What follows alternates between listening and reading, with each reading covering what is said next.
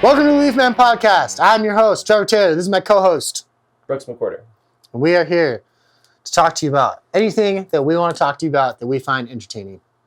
Most of the time it's business, some of the time it's sobriety, some of the time it's faith, some of the time it's about literally nothing important at all. Music, yeah. movies, TV shows. Avatar is out. That's so sick. I'm starting that today. So good, dude. It's hard to get Sarah to watch it with me, but it's a good one. Yeah. I'll come over and watch it.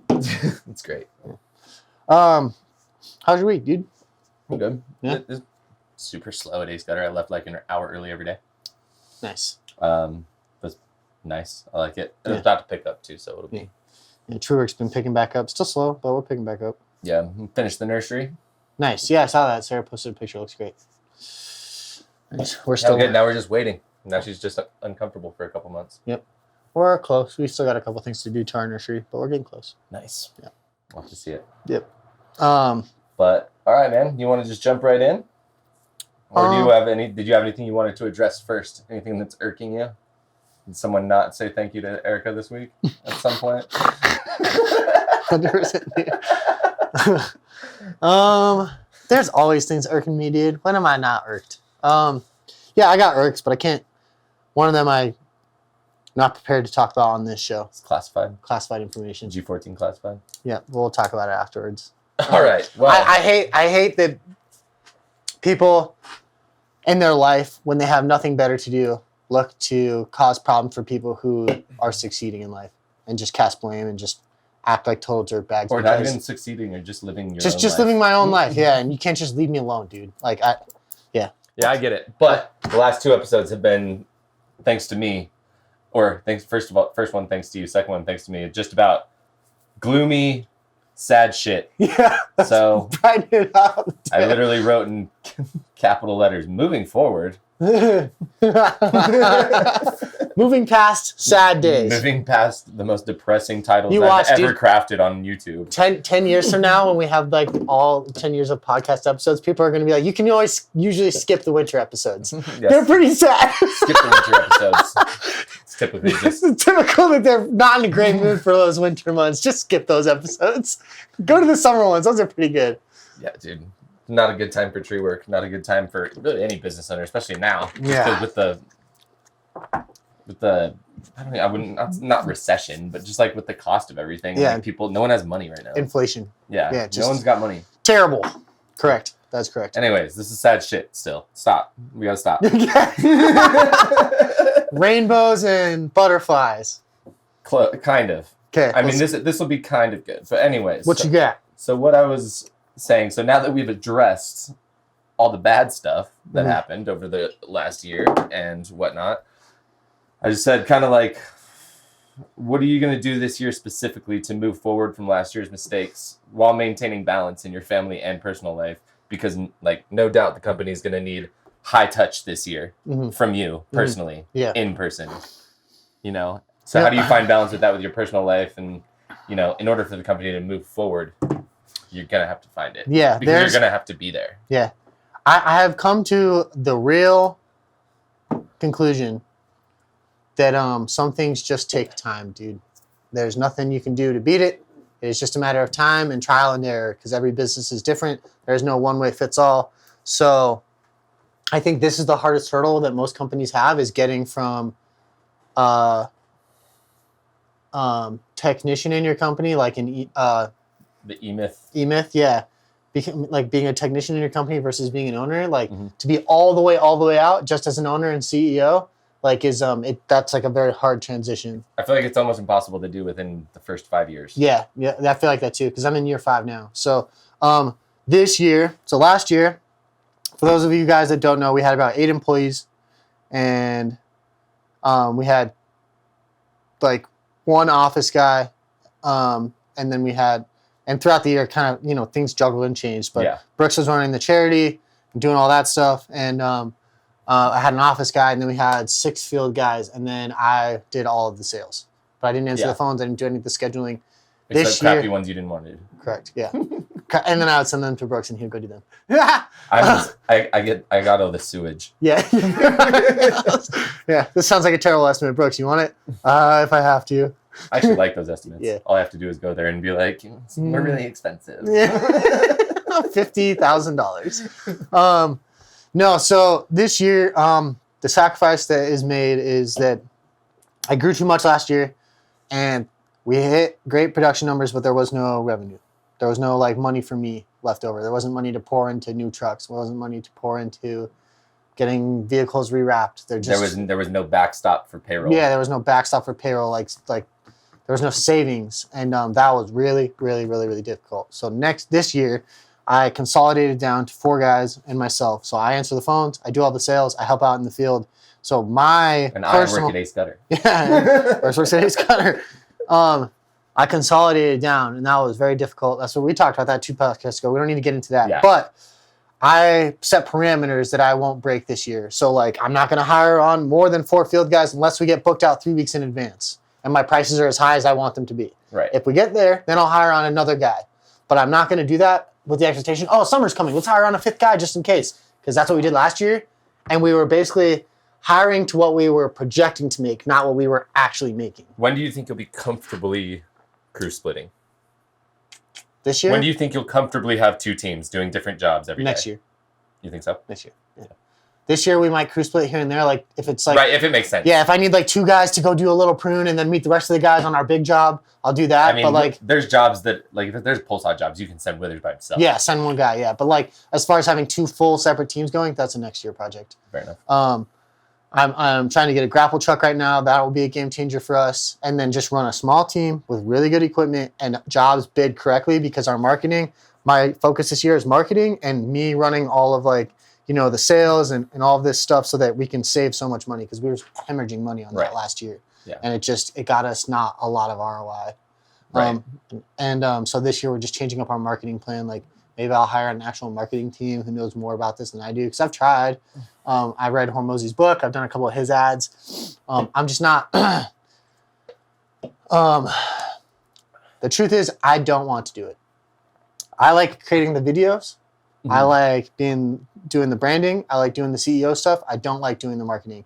And I would rather pay somebody to do that. I feel like I just want to be honest about it. It's not that, I don't have the time to do it. It's that I don't want to spend my time doing that. Right. And I'd rather pay someone to do it. If someone says, hey, make us this video for the Facebook marketing, cool, I'll go make the video. That's great for me. I like doing that. I don't like sitting there behind Facebook and like doing 1,000 ads and changing this little keyword and this little keyword to see if it works. I don't like it. Right. And so like the honest truth is I would rather pay someone to do it. Not, I don't have time to do it. I don't want to do it. Yeah. And I can afford to pay someone to do it, and it will make me more money. Right. So that's kind of that. Those are some of the changes that we make. I set a bunch of perimeters, so I know what not to do. I'm not hiring this. I'm not hiring that. I consolidated my overhead very, very, very, very low, which requires a sacrifice for me. And that's when we were talking about juggling the getting over the hurdle, or like going from a technician to an owner. I feel like a lot of businesses struggle with this, and I don't think it's like you make the jump and then it's perfect that way forever. I think it's you try it and then it doesn't work, you go back. Try it, you go back, and then eventually at one point you have enough in savings or enough things that you can ride out that suffering long enough that you can stay. If you don't have savings, you're screwed. Yeah. In tree work and landscaping, anything. 100%. If you're not doing snow removal, you're that's why a good company, and whatever, people can think whatever they think. I've heard tons of different things. In my opinion, a good company, a blue collar company, nets like 20 to 25%. That's a great net profit. That's pretty high. And so for me, I'm chasing that 20 to 25% this year, and then I will figure out what's next after that, because I don't want to grow until I find, because I feel like there's companies that I know that are like $5 million companies and they still don't have a good profit margin because they're growing as fast as they're building, and that's cool. Like they're growing extremely fast, and you could get somewhere really far that way. Mm-hmm. I would rather have a lot of money on the way and just take my time a little bit more, because this is not like if I can get there in 5 years, it's good. It's like, dude, okay, cool. So like I built a $10 million company in 5 years. We're still not that profitable. It was very painful to do. I didn't enjoy those 5 years. And now what am I going to do? Go relax on the beach? That's just not what I'm going to do. So I would rather take 10 years, kind of enjoy the road, like build it the way that I want to build it, have profitability along the way. If it takes me an extra year to get the right piece of equipment, it takes me an extra year, as opposed to going into like $1 million in debt to get that piece of equipment early. Right. Or whatever, Yeah, and it's not fulfilling sit back and do nothing. Once you No. you'll always want to do something, I feel like. Yeah, 100%. I mean, think about it. If you had all the money you could have right now, like, what would you do differently? Like, probably not a crazy amount. I mean, I'd probably still work. Yeah, probably still work. I enjoy it. You might get a different job, I'd probably work less. Yeah, or work on your own company. Yeah, or exactly. Whatever. But I spend a good amount of time with my wife. I feel like if I spent any more time with my wife, she'd probably just start getting irritated with me all the time. Right. Because I'll get antsy. Right, but going forward, like I said, with all the high touch you're gonna have to be this year and trying to make back all the money you lost last year, how does that balance? It doesn't.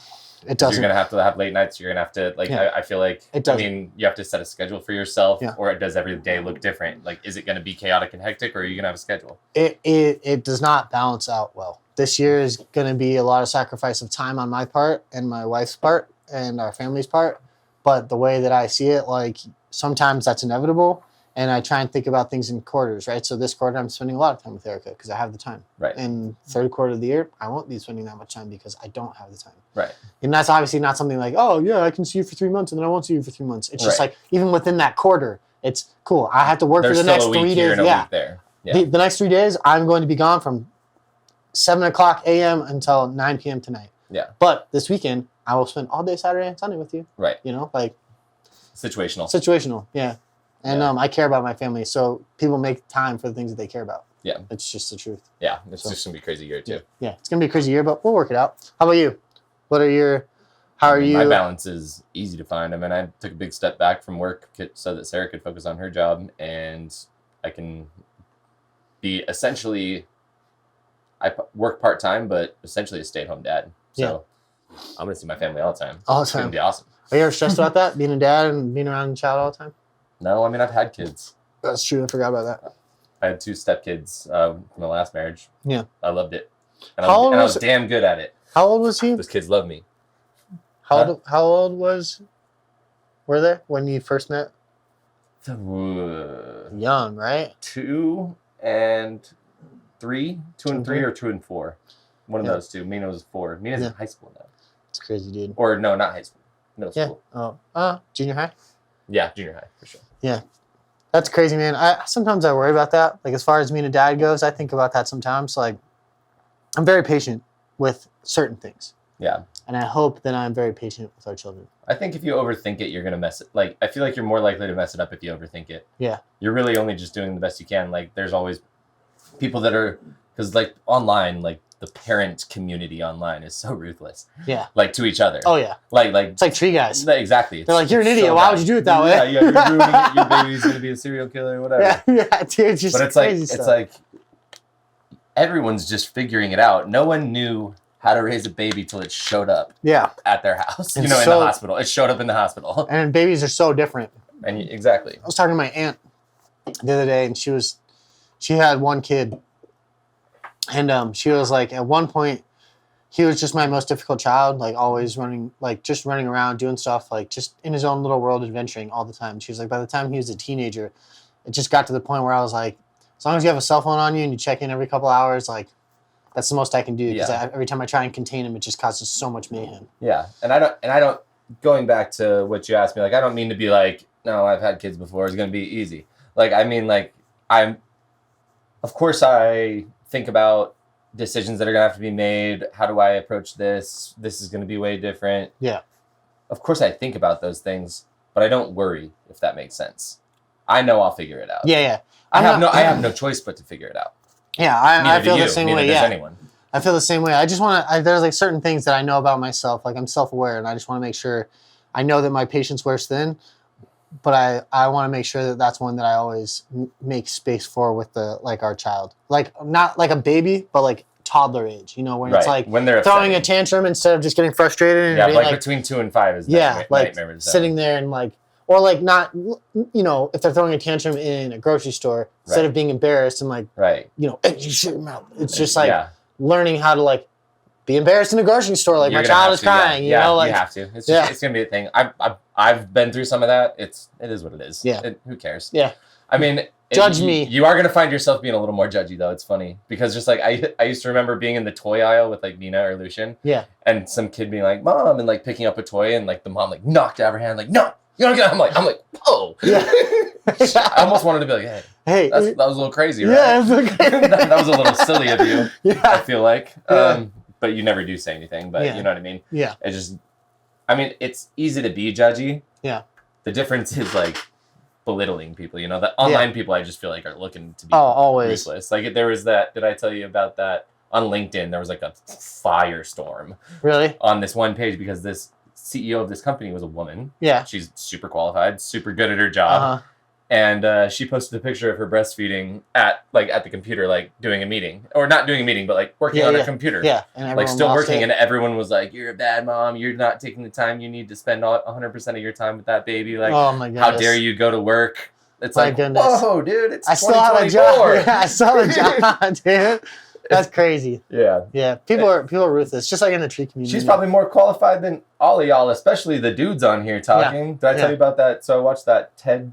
I mean, this is kind of not same, but same. It's just on that note, who is anyone to judge? Because I listened to a TED Talk while I was doing the Deaf Reset thing. I listened to a TED Talk and said, it was this guy, psychologist, and he was talking about how the title of the TED Talk was why incompetent men are so often in charge of businesses. I'm curious about it. What did it say? And it says because men, like studies have shown, like almost 60% of the time, men aren't hired for their skills. They're hired because they're charismatic and can hold a room. And like, you know what I mean? Like that, they're like, they can hold people's attention. They create loyalty that way. And he goes, honestly, almost every study I've ever read from any university shows that that if companies hired for skill and competence alone, there would be a 60 to 70% increase in women CEOs. Interesting. But I mean, I know that's not always the case, but it was a wild thing to listen to. Yeah, wild thing to listen to. Like he's like a Harvard psychologist or something that was doing that. So, I mean, it's a wild thing to hear, and it's like crazy. I feel like it depends on the positions of the company, right? But I feel like as like a CEO, a lot of your job has to be like a good charismatic salesperson, because you're pitching, like as a CEO, you're pitching people on doing things that they probably don't want to do. Yeah, depending on what the job is. You know, being a good sales guy, I feel like is important to every aspect of life. Like you need to be able to. It's a good skill to have. Yeah, not just like selling stuff, but like you have to sell yourself too. Like if you want to start your own business, if you are trying to get a date, like you just have to be able to sell yourself, right? Sell things. You know? Exactly. It's important to, and I feel like everyone has different sales tactics. The one that I refuse to use, and I feel like most of the sales gurus on these stupid pages use, is they do I don't know what the actual term for it. I call it a hard sale, which is where they like go in and they like kind of back you into a corner till they always have a solution. Aggressive sell. Yeah, aggressive, where they're like, you can't say no matter what, because they always have an answer for you. And I hate that kind of stuff. I hate that too, and I hate watching the YouTube, when I was thinking about going into a hardcore sales role. Yeah. Like I was watching all these YouTube videos, dude, and just like these guys were like, here's what you say if they say no. I'm like, I'm hanging up. Yeah, I'm hanging up. I'm not gonna tell this I'm not gonna bother this person. But then they have like this high closing ratio, and they're like, I closed it, and I'm like, yeah. It's like, but they're all miserable. They all miserable. They all hate you, and they're not gonna recommend you to other people because you forced them into it, dude. It's the worst. I hate it. Even my sales tactics, dude. Like when I'm out in the field selling, I will find common ground. I will find things to talk about with them. I'll make comments about their home. I will do like all these things, call them by name, all these things, but I'll never do a hard sale. If they're like, oh yeah, that's not really gonna work or something like that, I'm like, okay, that's okay. Unless they're like, oh, that's a little steep on price. I'm like, okay, well, maybe I can meet you at a little bit lower. Exactly. That's not a hard sale. I can probably fudge the numbers a little bit to make this work for you. It's even like I had someone come check out my furnace, and it was just like a yearly inspection, and homeowner tried to do the responsible thing, but it's like, of course, they have some weird sell at the end, and the dude's like super, like an aggressive, hard seller. Yeah. And like he's like, oh, something about a small like gas leak, but he made it not seem serious. But he was like, and then I said I didn't want to fix it like quite yet. I needed to wait on it and see if I could fix it myself. Yeah. Honestly. Yeah. But he just started going super hard sell on me, and he's like, you're if the city was here, they'd tell you to shut your furnace off completely. till it was fixed. I was like, I don't believe you, but Okay. like I ended up not doing it. But at this point, I don't care if I do have a gas leak. I don't want you to fix it. Yeah, dude. I'm not doing it. Dude, it's like those. I will let my house burn to the ground now. And some of these companies will send out guys that know nothing about plumbing just to pitch you on a sale of like a new furnace, right? And it's like you gotta like you almost have to have like the the blue and purple glue for pipe fitting. Yeah. You almost have to have that and be like, show me which one of these colors goes first, and I will let you pitch me on this. Yeah, and he like you don't know anything about this. He like showed me a video of him like holding a meter up to like this little gun thing, like up to one of the valves, and like he pressed it and there was like slight beeping, and then he goes to all the other seals and was like, see, it doesn't make noise. But I'm like, you could easily have a freaking little beep, beep, beep, beep. Yeah, exactly. You know what I mean? Like a little trigger. Yeah. Let me see that guy. See that? No, you can't touch it. Why? I want to do it. I want to do it myself. I already put it in my truck and locked it. So funny, dude. 100%, dude. Anyways, long story short, I might have a gas leak and I'm not doing anything about it because I hate people that aggressively sell me things. If my house blows up, so be it, dude. I don't care. I'll smell it before I die. Get one of those little, like the little birds that sits on your shoulder and like, back in the day for like the, what's it called? Carbon monoxide poising. If the bird dies, then you should probably get out. What is it? Get a groundhog? Like, you know things. We consult you about the seasons. We're good. How's my furnace? How's my furnace? Smell it for me.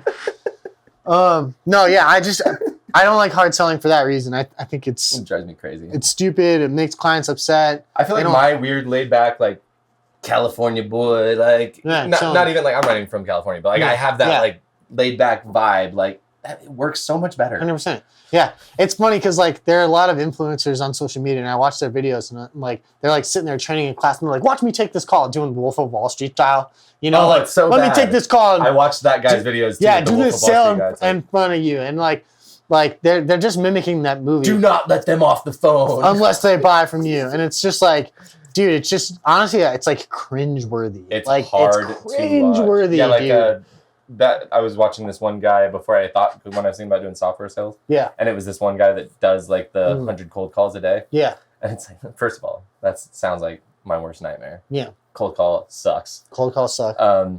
But not to mention, because every time I've gotten a call when I worked for Trico as like in the business, I'd be like, no, don't want to do it. So like I was watching this one guy, he's like that, just so cringy. He's like, so watch me take this call, and keep in mind, watch when if they say they like need to go or something like that, don't give up. It's like, oh my god, dude. Yeah. They need to go. They don't want what you're selling. Go. Yeah. Oh, I'm gonna force them into this sale. Cool. Now you're making them miserable and everybody else miserable. Yeah, I know. Thanks, dude. Oh, it's just it's like don't take no for an answer is just a terrible way to sell people. Well, it's just kind of like a non. What is it? I don't know. Despondent. It's just like you'd have to be those high closing ratio aggressive salesmen is when like you don't care about people. Like you have to lack empathy. I feel like you have to lack like human connection. Yes, in 100%. some small way. 100%. And a good sales guy would be able to do it without forcing them. And if they can't force it, they'll walk away and spend time with somebody who actually wants their product. It's like, but I make tons of money. That's how I feed my family. It's like, good for you.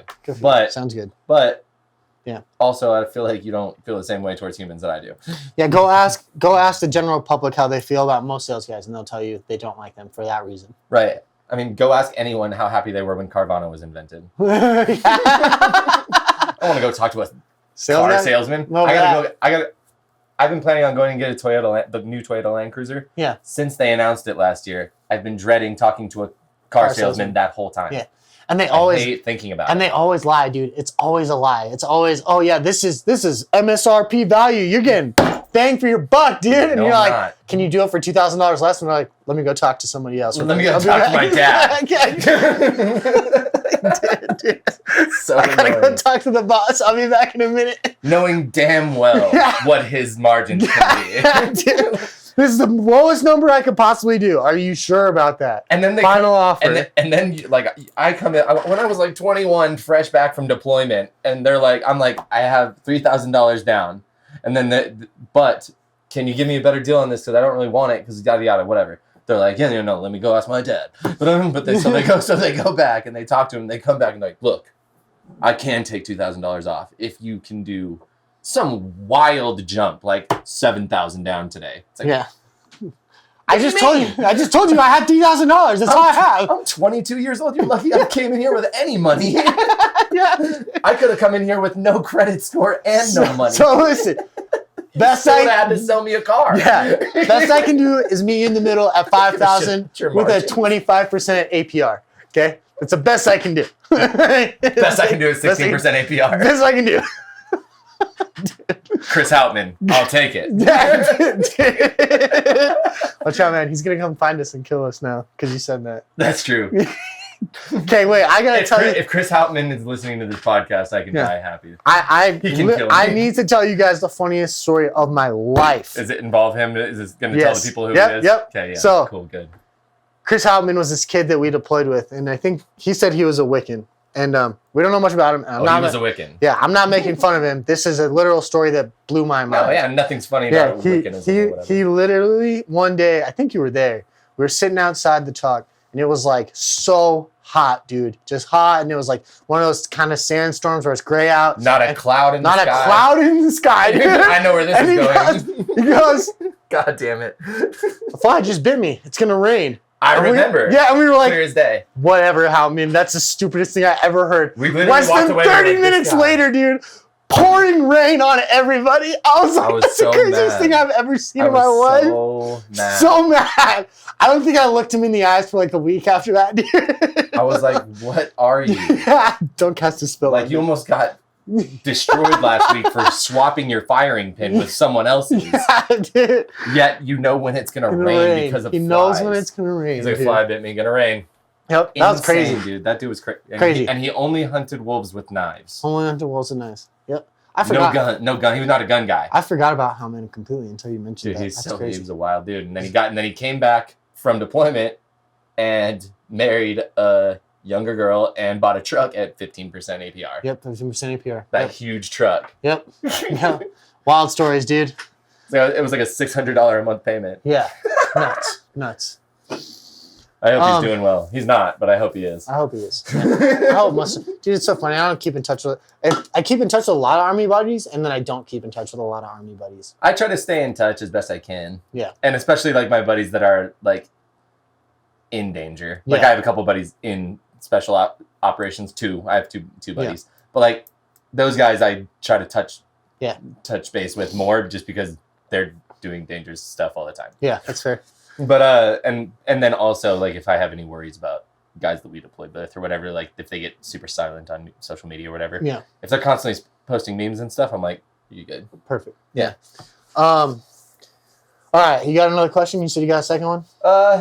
Yeah. I mean, it was more so just like to get away from all of like the businessy and this and that. Well, maybe it's some business, but I was just say like, kind of what does your forever look like as far as like, where's not the end of the road, but where would you like to get to live the rest of your life if you could get there tomorrow?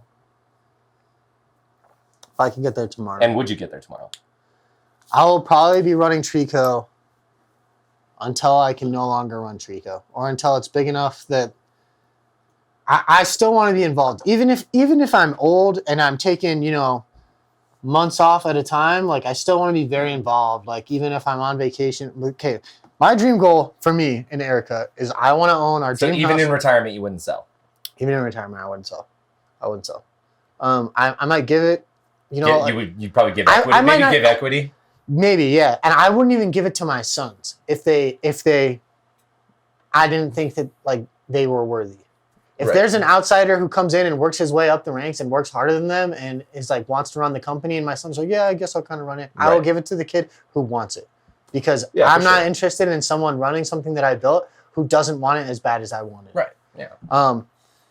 And so for me, like forever, I would like to build our forever house. It's not going to be some big mansion. It's just going to be a very, very, very nice house. Like. Oh, and my other question, not to interrupt, because I want to hear the rest, and because like you're getting into like the nitty gritty of like what I was kind of looking for. Yeah. But would you ever leave Utah?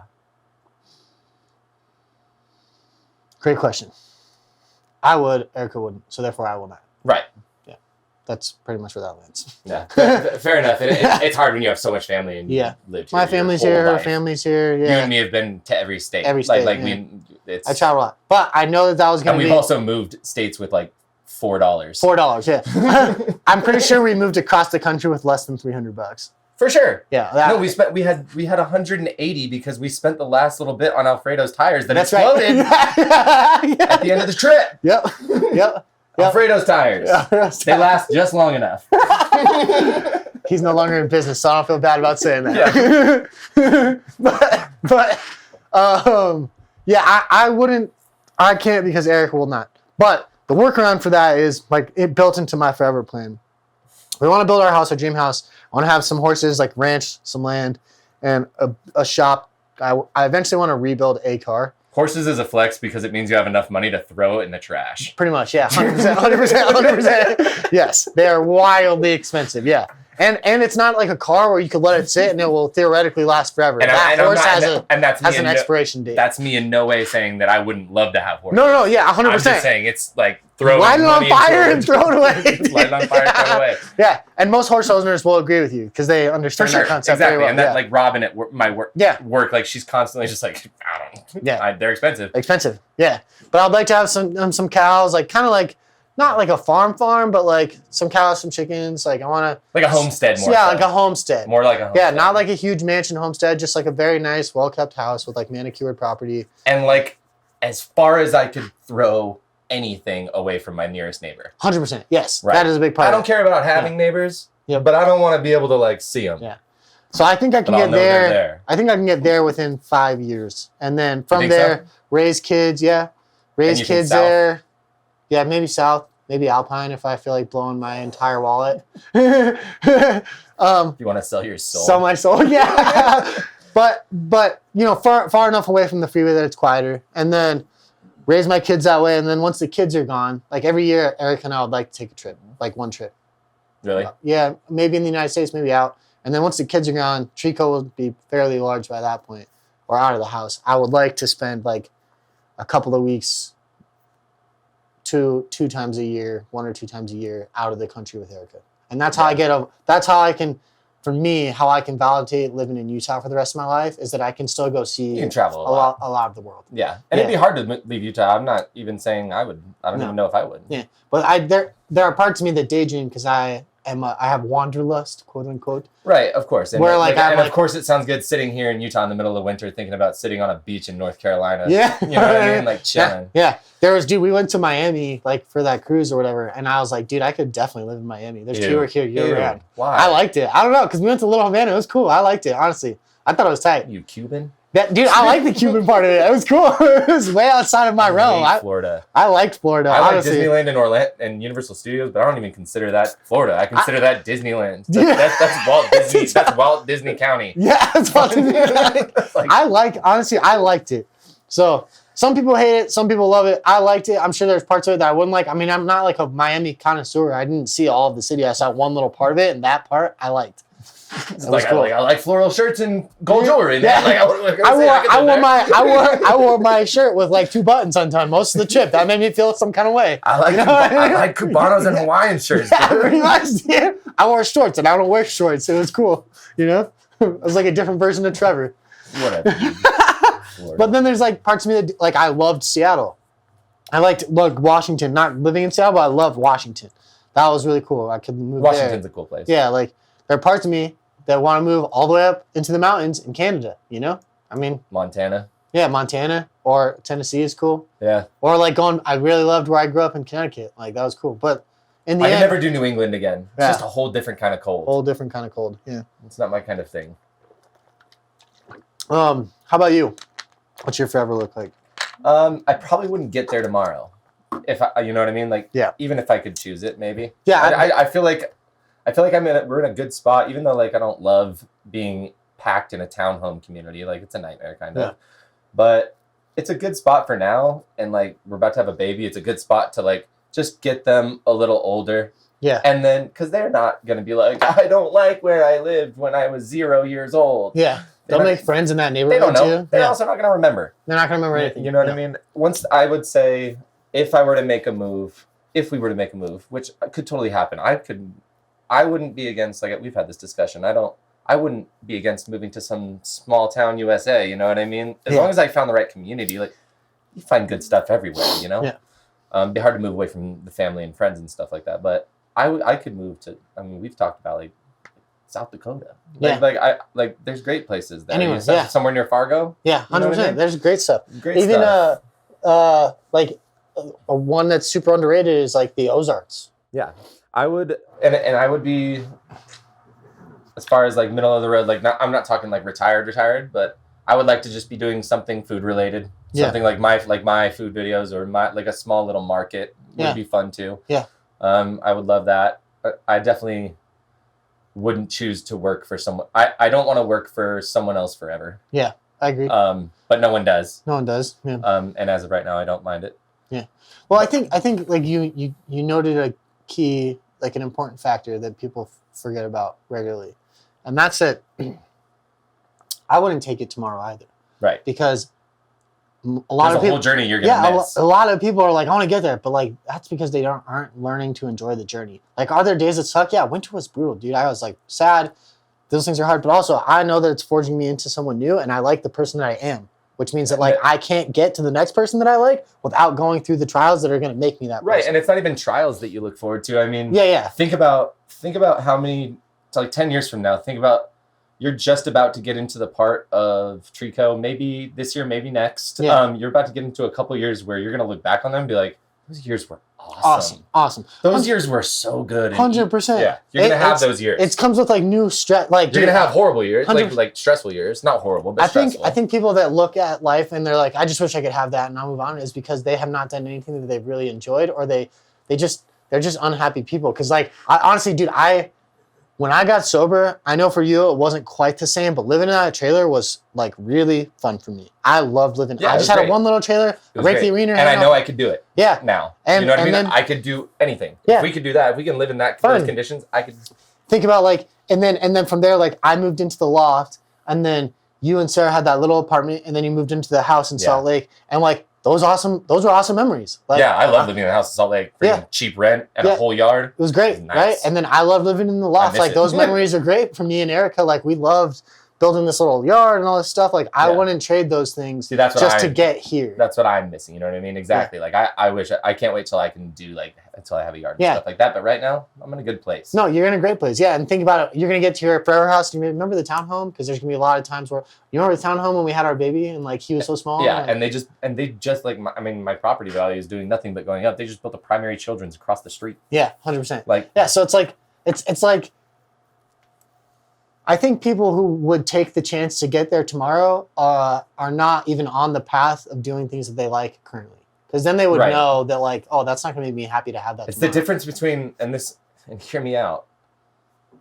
I have rented a jet ski before, but I can tell you that if I bought one and owned one, I would feel much differently about the jet ski. I'd be way more stoked on the jet ski if it was my jet ski. My jet ski. It's like the flex of owning your own tuxedo. Yeah. Mm-hmm. It's like, I don't need to go rental. Is that a rental? Is that a rental? Mine's fitted, dude. Custom. It's just like there's a total difference between, and that would be the difference between like being there tomorrow or actually building Trico. Yeah, exactly. You know what I wouldn't take that away.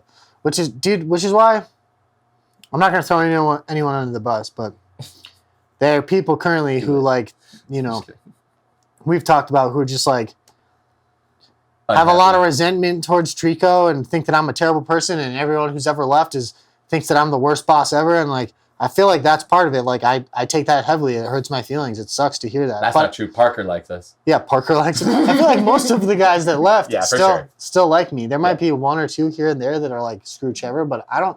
I mean, it's going to happen. You own a business. It's going to happen either way, yeah. You own a business with blue-collar workers. Yeah, it's going to happen. They're not the nicest And that's what I have to tell myself, because I don't think anyone could ever really say that I have not had their back or done everything I can to help them. Right. And I feel pretty good about that. I can look in the mirror and say that honestly to myself. Right, so, for sure. Whatever. That's all that matters. Yeah. If people don't feel that way, that's on them. So. Yeah, I agree. Anyways, man, that's all I got today. You got anything else? Mm-mm. No, I only brought 2 questions. Cool. Next week would be fun, though. Yeah, next week. Yeah. Oh, yeah, next week. Oh, yeah. Speaking of, future state, for all of you podcast listeners, all 4 of you, We're gonna start doing all of y'all.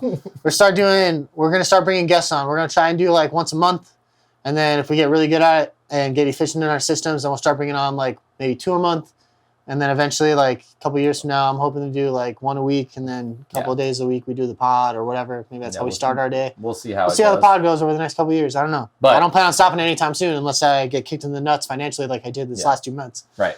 But we're starting out the guest thing strong next week. Yeah, he's a great guest. You should all be very excited. He's got a lot of kung fu skills, ninja fighting skills. He's a pipe hitter, dude. He's a pipe hitter, dude. So I read that dude's biography. And I was like, whoa. He's a pipe hitter, yeah. I know. All you said, all I saw in your text was, oh yeah, with your experience with the LA SWAT team. I was like, oh, that's cool. Yeah. And then I read his bio and I was like, jeez. Yeah. Yeah, he's got a lot of experience. So he's a good guy. You guys should be very excited. We'll talk to you next week. Get out of our face.